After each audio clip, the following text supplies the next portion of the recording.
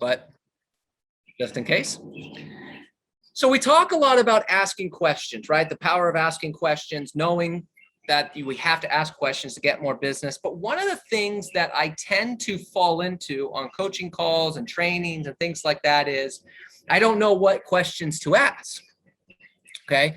So here's what we're going to do today. I'm going to spend, I don't know, 15 minutes or so talking about the importance and the power of asking questions and where that comes from. And then we're going to spend the bulk of the time. I've got 2 pages of questions that you can ask. Not just the pre-qualifying questions in the scripts. These are the additional little in-between questions that really get things moving to the next step. And so we're going to go through all those and kind of explain where these come into play, the benefit of using them, and so on and so forth. And then I'll share that page with you after we're done. So that way you can kind of have this printed out of what are these additional questions that I can ask. They say this, oh my gosh, I forgot to ask this question. Anyone ever been in a situation where after you got off the phone with a client or after you got off a meeting, in your head, you were like, oh my gosh, I should have asked that question? Yeah, a few of us, myself included. So, or sometimes it's like, what should I have even said? So hopefully the questions we go over later will answer some of those. Okay, so let's dive into this, but I want to spend a couple minutes here on, first of all, the power of asking questions. Okay, the benefit of asking questions, the power of asking questions before we get into the list of questions. So I wrote down here, the power of questions is determined by your tonality, energy, enthusiasm, speed, and clarity. I'll repeat that. The power of questions is determined by your tonality, energy, enthusiasm, speed, and clarity. So here's what I mean by that. Sometimes we're asking questions, but we're asking questions and we don't seem to be getting the answers we want. Happened to anyone? I'm asking questions, but I'm still not getting what I want.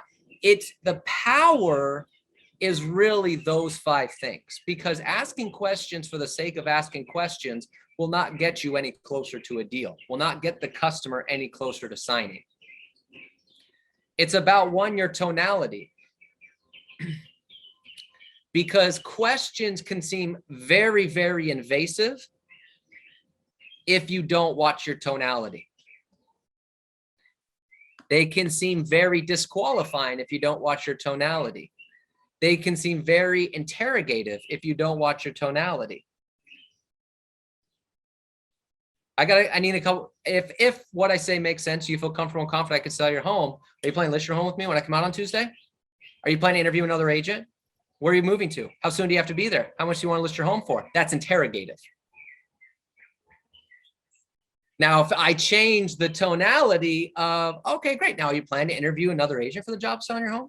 Okay, great. How soon do you have to be there? What price do you want to list your home for? Same questions, different tonality.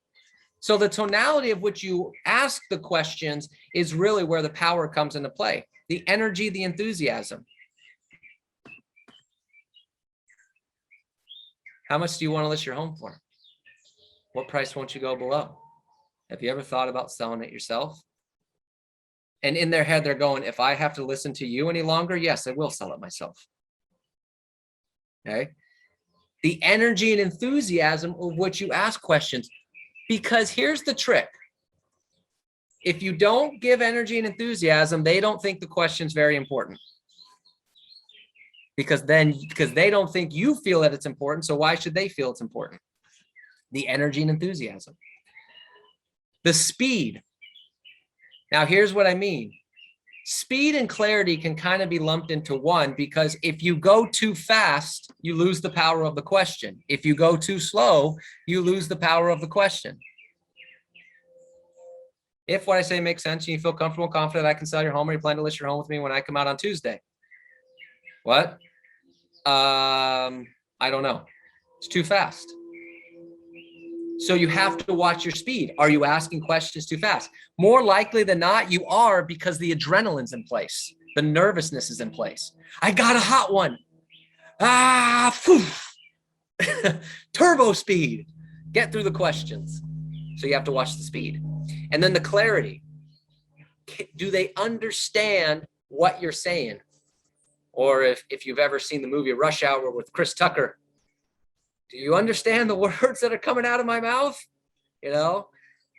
So do they understand what you're saying? So the power of the questions is those 5 things: your tonality, your energy, your enthusiasm, speed, and clarity. So if you're not getting the answers that you want, it's probably tied to one of those 5 things. So it's very important that you're listening to the questions you're asking and make sure you're monitoring those particular things. Okay. I wrote down here, we have to understand that in our business, if you want to take things to the next level, you have to have the skill of asking tough questions. Tough questions bring you through tough times and bring you better results. See, sometimes we don't ask the tough questions like, well, what would happen if your home doesn't sell? How important is that price to you? We don't ask those types of questions because we fear that they might get annoyed that we're asking too deep of questions, that we're asking too tough of questions. But I wrote down here, we have to get comfortable having uncomfortable conversations. If their home is overpriced, you're calling it expired. If the home is overpriced, you need to be able to ask questions about the price and how off they are. So you have to be uncomfortable asking tough questions. Now, I wrote down here in terms of the value of asking questions. I wrote down a list of thoughts here. Where's the value of asking questions? Number 1, it allows the customer to express themselves to you. It allows the customer to express themselves to you. You're asking questions, so they determine the answer. They tell you what they want to tell you, what's on their mind. It allows the customer to experience your service immediately. And what I mean by that is they see that you are interested in them. See, one of the greatest points of customer service in any business is, was the person interested in me and my situation? So by asking questions, you make it about them, automatically giving them, showing them good customer service immediately. I wrote down here, it creates dialogue between you and them.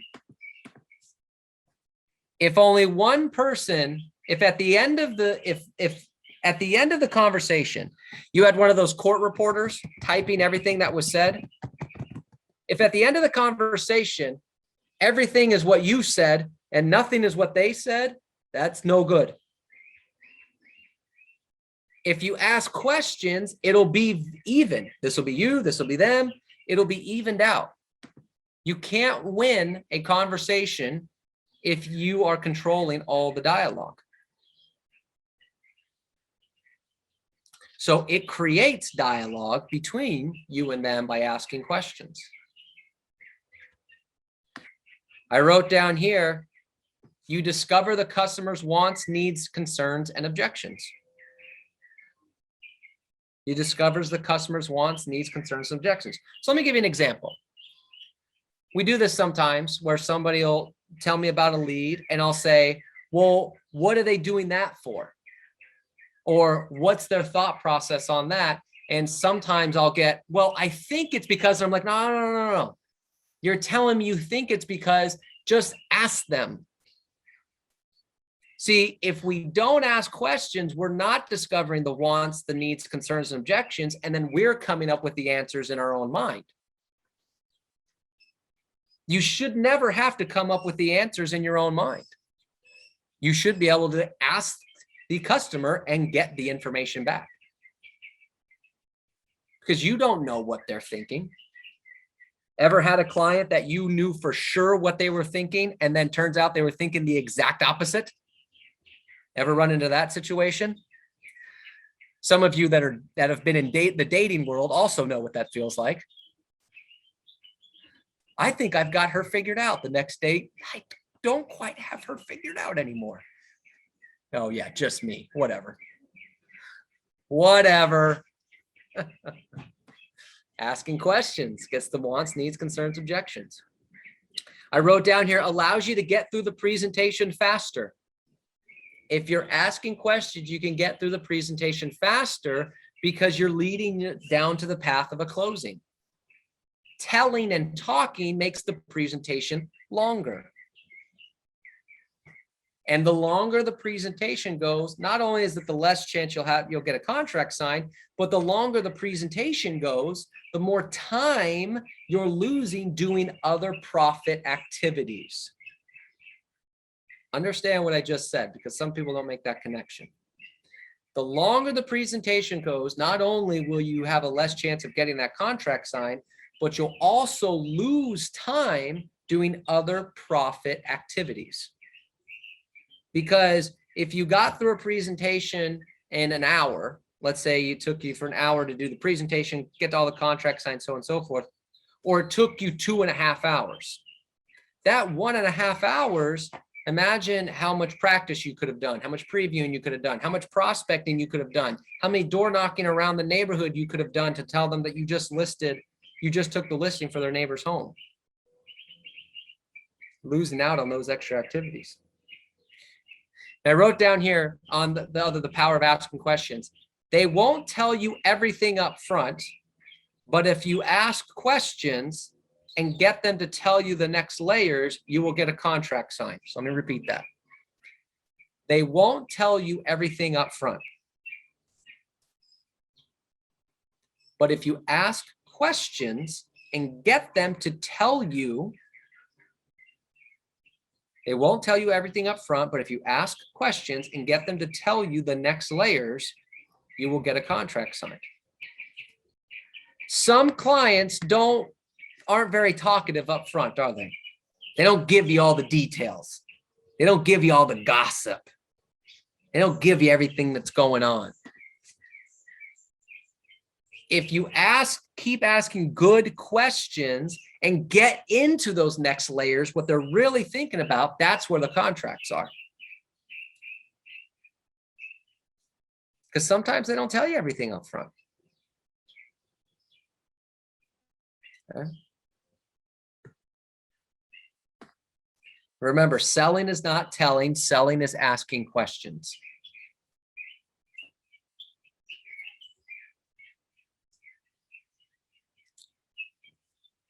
And then the last point I wrote down here, and then we'll get into the list of questions, is we have to shift with the hang up of asking questions. Think about this. This is one of those moments we have to shift our mindset as real estate agents. And here's what I mean. And some of you do a good job of this, and some of you need to work on this. And really, the industry as a whole, it's their fault. And it's the National Association of Realtors' fault for what I'm about to say next. And doesn't make a difference. It is what it is, but it's their fault. And that is, real estate agents don't always think of themselves in the highest professions, like doctors, attorneys, accountants, things like that, which makes no sense. Because you're handling their largest financial transaction. Therefore, you should be held in the same regard as the doctor who has their health, their attorney that has their freedom, the accountant that handles all their taxes and stuff like that. You should be held in that regards. But we don't hold ourselves in that regards. So therefore, we don't act sometimes the same way they would. So this is part of shifting the mindset is, do doctors ask a lot of questions before they give you a diagnosis? Ask you a ton of questions about things you might not even think that are relevant. Doctor, I hurt my elbow. Okay, great. How's your legs feel? Fine. I hurt my elbow. Okay, great.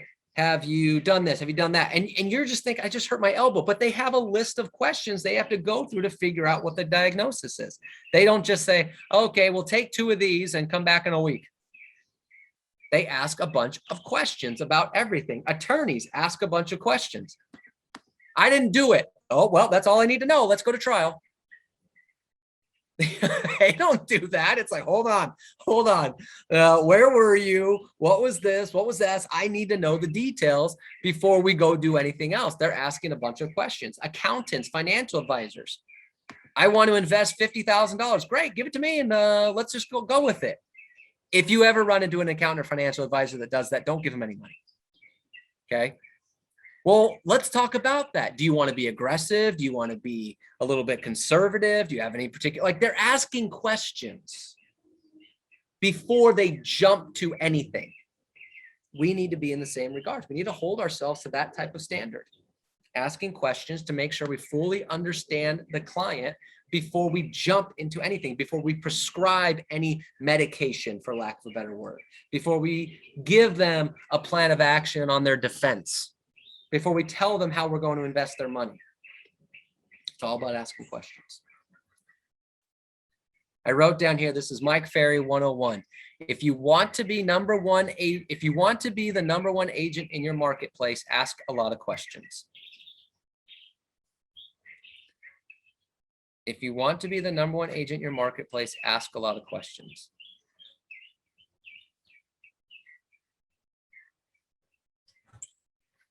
Okay, so that's kind of a brief overview of the power of asking questions. So now let's dive into questions to ask. So let me do this.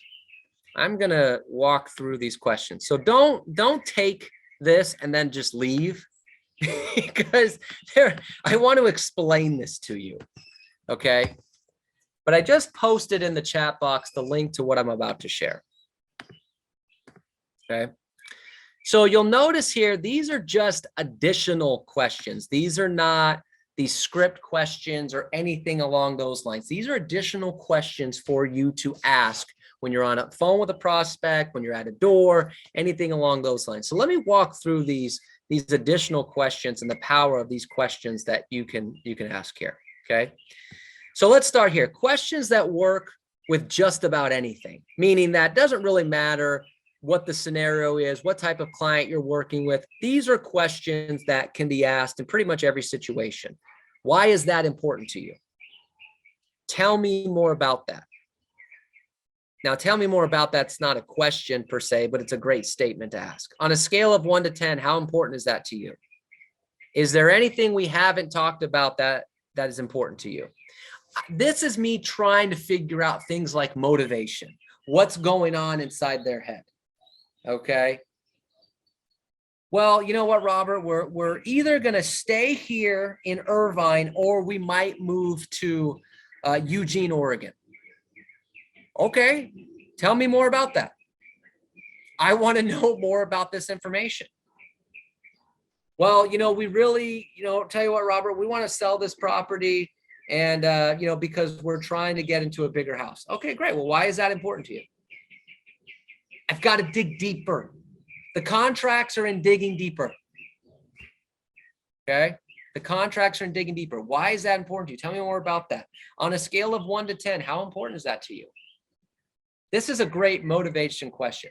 This one right here is great when you have a lead that you can't seem to move forward. Okay. You all have them, right? We all have them. We all have leads that it's like, we think that they're a seller, they're a buyer. We can't seem to get them to move forward. Hey, you know what? Let me ask you, on a scale of 1 to 10, how important is it for you to sell your house right now? It's a 3.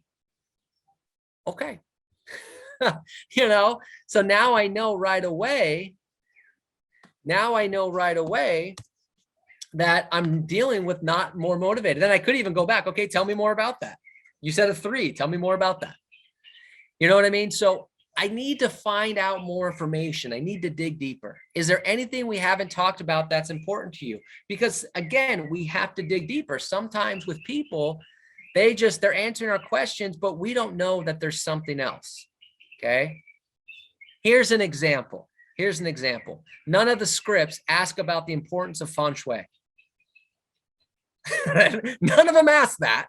And yet we've all had clients that go to the property and say, this isn't feng shui, I'm not getting it. You're like, probably should have asked that. Right? Or something along those lines. Is there something that's important to you that we haven't already discussed? These questions work plenty. Now going down here, they give you a specific time frame. Yeah, we're looking to sell in about 6 months. What is important about that time frame? Because if they give you a specific time frame, that means they've thought this through. So there's something about it, because if they hadn't thought it through, they would be like, yeah, we're interested in selling, but we're not sure when, maybe sometime down the road. But when they're specific, 6 months, 9 months, about a year from now, when you do that, now it's like, okay, well, help me out here. What is important about that time frame? And the reason I want to know that is because maybe there's something that I can do to help them move sooner. So things like, if we could get your home sold in the next 3 months, would that work for you? Do you have the option to work remotely? Because let's say somebody says, yeah, we want to sell our house. We're actually moving out to Arizona to be with family. Okay, so we're thinking about in the next 6 months. Okay, well, why in the next 6 months? Well, we're still working right now, and we got to find jobs out there and stuff like that. Okay, well, do you have the option to work remotely? It's 2021, a lot of people doing that. Well, yeah, we do. Okay, then why do you need to stay here? What difference does it make where you live if you have the option to work remotely? Some people can do that nowadays. A lot of people can do that nowadays. So you might be able to get people to move sooner. So I need to know what's important about that time frame. I wrote down here, they say they're not available at the time you suggest for an appointment. This right here, I hope if you don't get anything else, this is a biggie. Okay. The scripts always say, how about Monday at 4, Tuesday at 5, whatever the case may be.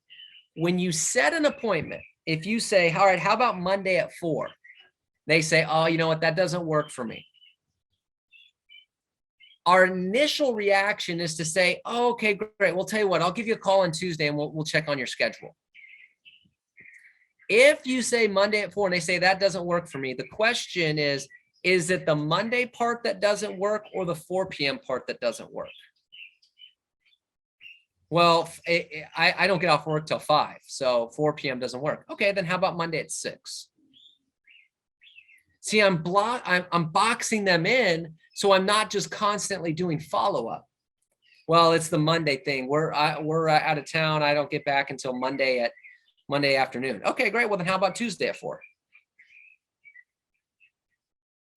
We have to get away from the follow-up, and get more appointments. And to get more appointments, we have to box in on the times and dates. Okay, this is a biggie.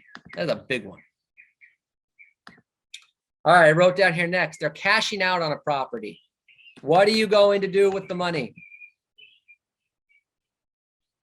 We have a lot of times where we'll have clients that are cashing out. Oh, they're going to cash out. What are they going to do with the money? Well, I'm not sure. How do you not ask that question? I've got to find out their motivation. Because here's the deal. If they don't know what they're going to do with the money, they're not going to sell it. They just won't do it. Well, they said they want to cash out because the market's so good. That's not going to be enough. Just won't be. What are they going to do with the money? Especially if it's an investment property, because what do investment properties have to pay? Help me. What do investment properties have to pay? Taxes. Taxes, capital gains. So if they just say, oh, it's the market's hot, that's not going to be enough for them to overcome the capital gains tax. What are you going to do with the money? And then another question I have here is, how soon do you need the money? Well, what are you going to do with the money? Well, you know what? I have another business and I really want to invest in that. Okay, how soon do you need the money? I really don't need it right now. I'm pretty good. I don't know, next couple of years. Determining motivation. Don't just assume that they're cashing out because the market's great. They have to have a plan of what they're going to do with the money. I wrote down here, they're not the only decision maker, right? So let's say we talk about decision makers. Asking this question, are there any other decision makers? We should be asking that on everybody. Anyone other than me ever find out about a secret decision maker at the closing table? That happened to anybody? I'm sorry. You have to get whose approval? My Nana's. What? Are there any other decision makers? Here's a note. The reason you ask that question is because not all decision makers are on title. Sometimes they need that. Sometimes the kids want to get the parents' approval when they're buying or selling. Sometimes the spouses aren't on title. Sometimes somebody gave them a loan to purchase the property, so they want to have some input before they sell it. Sometimes people just want to get someone else's views on things. They're financial advisors, they're planners. Are there any other decision makers? We need to know who's going on. I wrote down here, are the other decision makers okay with the move? Because that's a biggie too. As you go on a presentation and then you find out there's a couple decision makers, it's in a trust, there's kids and all this other different stuff, and not all of them are okay with it. Could be a problem. Have you told the kids that you're moving? How do they feel about that? If you have a seller and they have children, you need to know more about their ages and their activities. Now, here's why. Let's say that they have a 17-year-old and a 15-year-old. So let's say a 17-year-old son and a 15-year-old daughter. And the 17-year-old son is the quarterback of the football team, and the 15-year-old daughter is on the dance and cheerleading squad, for example. How excited are they going to be about moving to a different school? They're not going to be excited. Can they make those parents' life a living hell on the idea of moving out of that situation? Of course they can. And the funny part is the parents think oh, don't worry, the kids will be fine with it. Yeah. The 17-year-old captain and quarterback of the football team is going to be just fine. Come on. You need to know more about the kids. Have you told the kids that you're moving? How do they feel about it? They'll be fine. You know what? Have that discussion with them anyways. And then let me know. Okay. They need to know more about the decision makers. So let's go into deeper when they have a specific price. You run into a situation, you have a seller and they say, yeah, we're thinking about selling for X price, whatever the price is. Now, remember, this goes back up to specific time frame. If they give you a specific price, they've thought about it. Otherwise they'll say, I don't know. I mean, it seems like homes are selling for a lot, maybe above 800. I have no idea. Something like that. They'll give you a vague answer. Well, you know what? I'm looking for somewhere around 750. Okay. You got that somewhere. If they have a specific price, they got it somewhere. I need to know more about that. So I can ask questions like, how did you come up with that price? Because again, I'm trying to figure out, did they get it from Zillow? Okay, great. Did they get it from another agent? Okay, I want to know more about that. Okay, how did they come up with this price? Why is that price important to you? Could be another great question. They came up with this price. What's important about that price? Now, the third one here, these are some things if the price is unrealistic. If you didn't get the price you wanted, but were still able to get the replacement property you wanted, would you move forward? This is a great question to get people off the price. Have you ever had a client that is stuck on the price of a property? Yeah, of course we have. I have to get them off that. If you didn't get the price you wanted, but you were still able to get the replacement property you wanted, would you move forward? Because I have to get them off that price and think about the future. Forget about the past. What about the future? Okay. Another way you could ask that same question is, what is more important, getting that price or getting your family to a bigger home, or whatever their motivation is? Well, getting my family to the bigger home. Okay, great. Then let's get off that price and let's go get you the bigger home. We have to get them off the price, but instead of just telling them, oh, it's overpriced, look at the comps. you're getting into an argument with people. Asking questions, get them off that price and focused on the future. This next question here, I always love it when somebody says, for example, that, you know, I'm not listing it, Robert, for a penny below 900. Now, and you know that the price, it's like, it's 850 at best.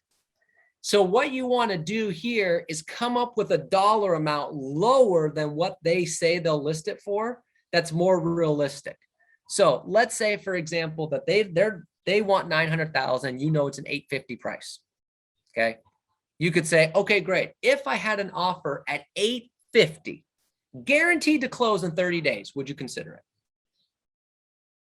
Now, I don't know if I have that offer, but what I'm just trying to see if I can get them off their overprice. Because if they say, well, I consider it, okay, well, now I know that we're in the game. I have a shot. But if they say, no way, I'm telling you, not below 900,000, then I might just walk away from that listing.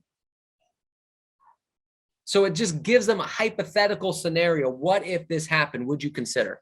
Yeah, I would consider it. Okay, cool. So now at least I know they're willing to come down a little bit. I just now have to figure out how much. Where's the negotiating power? So when they give you a specific price, there's some great additional questions you can ask. Okay, they give you a referral. Yeah, you know, I have a friend of mine looking to sell. A great question you can always ask, do you mind if I let them know that I got their name and number from you? One, if they say yes, it gives the referral more an easier, warm call. Two, if they don't want me to do it, I don't want to be the one that says, oh, I got your number from John. And then John's pissed. So I always want to clarify. Then here's the biggie. Who else do you know? Oftentimes we get a referral, we run with it. Thanks for the referral for John. Oh, I appreciate it. I'll have a great day. Meanwhile, they've got 3 or 4 referrals in their pocket. All what we need to say is, let's just say who else? Who else do you know? Who else do you know? Who else do you know? Keep saying who else do you know until they give you their cell phone. Right? All right. They say they heard blank was going to happen in the market. Oh, I heard that the prices are going down. I heard that the prices are going up. I heard that there's foreclosures. I heard that there's this. I heard. Where'd you hear that? I want to know more. Where are you getting this information? Why do I want to know that? Because I can't handle the objection if I don't know where they got the information. Well, where'd you get the information? Oh, I got it from the New York Times. Okay, so a national article. Yeah. Okay. So, and then I can handle that about national versus local. Well, where'd you hear about that? Oh, my friend, you know, he invests in stuff down, you know, he lives in Palm Springs, but he's an investor. He said he heard some things. Okay, I can handle that. Okay, things along those lines. But I need to know where they got it from. All right, here's a couple good questions. If I want them to open up, I need to know, like they're blocked. Okay, I got a lead that's blocking me. How do I get them to open up? These are 2 great questions. I'm sure you've heard, seen, or read something about the real estate market. What questions do you have that I can answer? Me personally, I think every one of you should call your database and ask them that question. To get people to open up about what they're hearing, what they're reading, what they're seeing. Because the more I can get them to open up, the more deals I can find. Well, I actually read that this. Okay, well, maybe there's a deal in there if I ask some additional questions.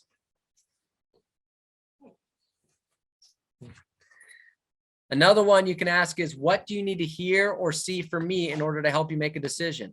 Let's say you have a lead again that's dragging. What do you need to hear or see from me to help you make a decision? Okay, get people to open up a little bit. All right, last couple things and we'll wrap up here. Buyer says they're open to multiple cities. Well, I'm thinking about buying in Covina, West Covina, Azusa, El Monte, La Puente, and maybe even Glendora. You know, so instead of searching in 10 different cities, if each city had the same exact house for the same exact price, which one would you go with? Well, I would go with Covina. Okay, great. Then let's focus on Covina. See, what I've done is I've taken multiple cities and figured out which one's their favorite. So instead of me searching all over the place, I can narrow it down to the city they like the most and try to find something in that city.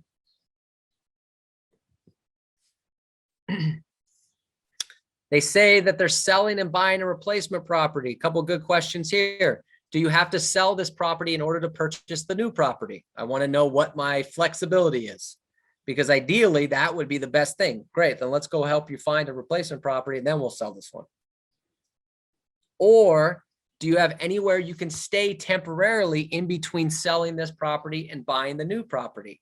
I'm asking this because right now, even though things are a little bit softer, is it still hard to buy a property if you're contingent? In most areas it is. So I want to know what my options are. Could they stay somewhere temporarily so we could sell this property and then write up non-contingent offers on buying it, non-contingent upon selling a new property? Still have your other contingencies. But I don't know that unless I'm asking questions. All right, and then the last one here, prospecting questions for business, asking for business. Hey, Robert, can you repeat that part again? I'm sorry. It kind of broke up for just a minute. Yeah. So I want to ask this last question here. Do you know anywhere you can stay temporarily in between selling this property and buying the new property? Because I want to know what all my options are. Because if they need to buy a replacement property right now in most markets, even though it's slowing down, writing up a contingent offer on a property is probably not going to get your offer accepted. So we either need to write up a non-contingent on selling it, or what are my other options? Can you buy this without selling this property? Can you stay temporarily? Yeah, we can sell this property and I can put my stuff in storage and stay with some family for a couple months if I need to. Okay, great. It just gives me more options, more flexibility when looking at the replacement property. All right, and then last thing here, prospecting questions for business. So I wrote this down here. When you're prospecting, you should have the mindset that the client should hang up before you do. The client should hang up before you do. And here's what I mean by that. So we do a just listed script, for example. Who do you know that wants to move into the area? Nobody. Okay, great. What about you? No, I'm good. And then we say, okay, thanks. And we hang up, or we ask, who do you know that wants to take advantage of this marketplace? I don't know anyone. Oh, okay, great. We ask 1, 2 questions, and then we hang up. We should have the mentality that if they're going to stay on the phone, we have tons of stuff we can ask them to try to find a deal.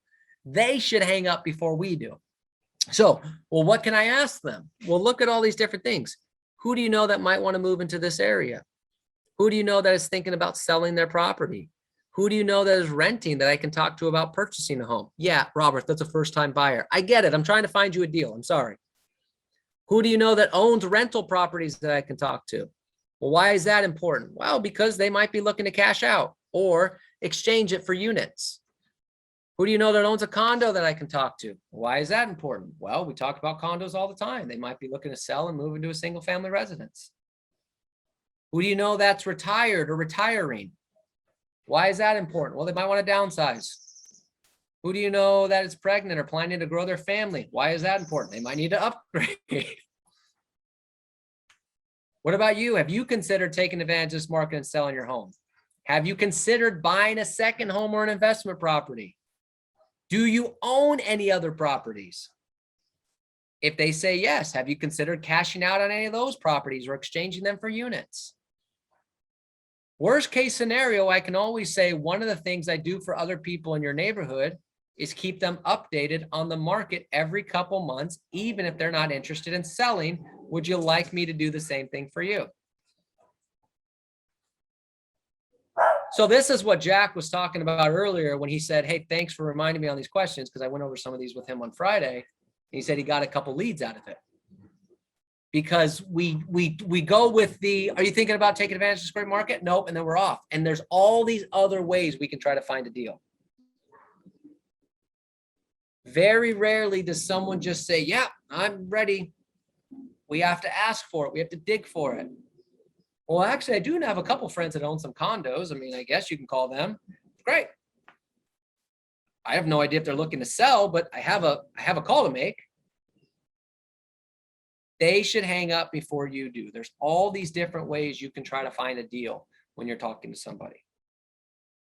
So the question I get is, well, aren't these a lot of questions? You know, how many questions is too many questions? Well, here's the thing. If they're willing to stay on the phone with you, keep asking. Because the ones that don't want to stay on the phone with you, well, get off the phone. Don't get off the phone. I gotta go. I got things to do. But if they're gonna keep letting you go, just keep asking. Keep asking. You never know. Questions on any of this stuff? Yeah, this is used for anybody that you get on the phone, Yeah, sure. whether it's cold call, somebody Cold you call, know. just listed, just sold, expired. You know, see, we call expireds, for example, and they say they're not interested in selling, so we give up. Okay, well, just because they don't want to sell their property anymore, who do you know that might want to move in this area? Who do you know that might want to sell their property? I'll just keep asking them. I'll ask anybody. Database, I can do the same thing. Now you might say, well, I don't want to, this would irritate my database. Some of them it might. No, if you have a database person that's a driver and you know that they don't want to go through this, ask them a couple questions. Who do you know wants to move into the area, so and so forth. But you also have people in your database that just love chatting, that would love to just go through all this. So keep asking. Again, people will, if they want to get off the phone, you call it just listed or just sold. If they want to get off the phone, they'll get off the phone. But if they're going to let me go through all these options, I'm going to keep going. Okay. I'm going to keep going because I don't know who they know or where I can find a deal. Because here's the other problem. Here's the other problem. Sometimes when we ask too vague of questions, it's impossible to think of an answer. Here's the best example I know. Has anyone ever been in a situation where they say, hey, where do you want to go to dinner? And even though you've been to 1,000 restaurants, you can't think of one because it's just too vague. You're like, I don't even know. But if somebody said, hey, you know what? I'm really craving barbecue tonight. Where should we go get barbecue? You're like, oh yeah, this place, because it was so specific. So sometimes when we just use the, who do you know that wants to buy or sell? It's like, it's too vague. I don't know. It's too much. Who do you know that wants to take advantage of this great market? It's too much. So I can narrow it down more specifically, the better chances I can to find a deal. And make a list of all these questions. Well, I shared this list in the chat box. Oh, sweet. Robert, this is gold. I did the Thank best you. I could. I needed to start October with gold. This is gold. Thank you. Well, Yes, I agree. Thank you. you're welcome. I did this again because we run into this a lot of, now I have the advantage of I'm not in the mix. So I can always, the benefit of being a coach is that I can hear about it and then say, well, why didn't you say this? What about this? What about this? But it's better if we know, if we have some of this in front of you to say, bam, I can keep going. You know, tell me more about that. How soon do you need to be there? What are you going to do with the money? Are there any other decision makers? It's these little in-between questions that are just outside of the scripts that really can get you from A to B. So hopefully there's something that is valuable. Hey, Robert, Yes. now that we know that for somehow the rates start going up a little bit, that can be also if somebody asks you if it is a good time to buy or not, right? Yeah. Yeah. Well, no. And then we could get into some I was going to do that, Michael. I was going to write the objection. I was going to go through some objection handlers on foreclosures and things like that. Cause I wrote one out the other day for foreclosures. Somebody asked. But yeah, if they say, well, you know, I heard that rates were going up. Great. Where did you hear that? It's obviously a question I want to know. Well, I heard that on the, you know, some stock report that rates are going to go up. Should I buy right now? You know, and the question is really well, possibly, why do you want to buy? Why is that important to you? You know, I mean, and my thought is always that I would always tell people is that it's really not about the rates. It's about, can you buy and why are you buying? Because if the rates were 5%, 6%, which is amazing that we would think that that's high for anyone who's been around for a little bit of time, you know, that's still incredibly low. But if the rates were 6%, if you could still buy real estate, I would recommend you to buy real estate. So sometimes, that's part of that objection handler is getting people off the rates. Why do you want to buy and can you buy it? Let me tell you something. If I have a chance and I'm working towards it and we're getting closer and closer by the day to buy that super big house at the Pacific Palisades, I don't really care what the interest rate is. So it all depends on why do you want to buy and can you afford to buy it? Then it's always a good time to buy real estate. Generally speaking. But yes, 100%. And we'll go through more of those questions of those objection handlers. We did this morning of I want to wait till the beginning of the year. So to Michael's point, we're going to start going through more of the, rates are going up. How do we handle that? The objection, like I said, of, I heard there's foreclosures coming. How do we handle that? So on and so forth. So we'll start working on some of those. All right. Very good. Very good. Other questions? Anything else? Got it? All right. Very good. Hey, Robert, tomorrow is Cindy going to give the class for the ethics. Yes. Tomorrow at 12:15. She's going straight from the ethics book.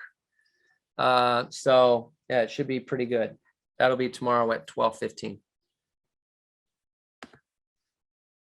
All right, everybody. Good job. So remember, before you go, 3:30 today, Cindy has a class at